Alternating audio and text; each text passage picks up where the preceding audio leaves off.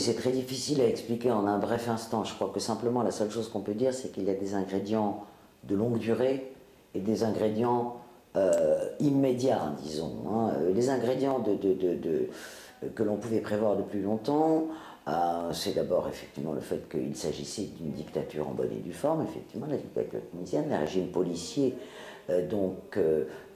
extrêmement réprimant, très durement toute liberté d'expression dans ce pays, et la dérive policière, la dérive autoritaire et dictatoriale avait atteint des proportions depuis quelques années extrêmement importantes, et parallèlement à cette dérive, la corruption, et je dirais même la prédation, l'accaparement du pays par une famille qui était, disons, la famille et la belle famille présidentielle, avait atteint des proportions d'autant plus insupportable que, disons, que l'économie tunisienne a été tout de même frappée par les retombées de la crise économique en Europe au cours des 2-3 dernières années, et que donc dans le cadre d'une économie fragilisée, parce que les liens de l'économie tunisienne avec l'Europe sont extrêmement étroits, l'économie tunisienne est très dépendante de l'Europe, dans le cadre de cette économie fragilisée, bien évidemment l'enrichissement, la corruption, la prédation était d'autant plus insupportable à la population, avec l'augmentation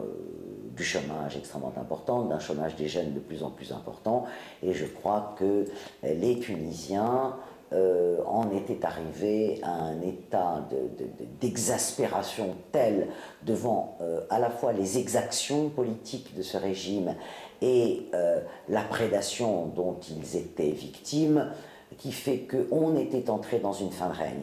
On pouvait penser que la fin de règne serait plus longue et que la chute ne serait pas aussi rapide, mais on était entré dans une fin de règne.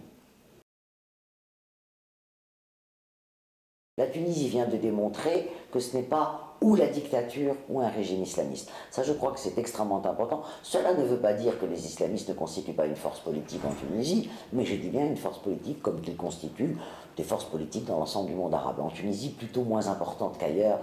D'ailleurs, les diplomaties occidentales, les puissances occidentales doivent prendre acte du fait que cette rhétorique ne tient plus. Ça va être difficile pour elles parce qu'elles vivent sur cette rhétorique depuis plusieurs décennies, depuis l'émergence, disons, de l'islam politique et la montée en puissance de l'islam politique dans le monde arabe. Ce n'est plus possible de tenir ce langage-là. Alors, comment vont-elles faire avec leurs amis historiques que sont les régimes autoritaires du monde arabe? Ce sera extrêmement intéressant de voir cela, mais je crois que c'est un des enseignements les plus importants de ce qui vient de se passer en Tunisie.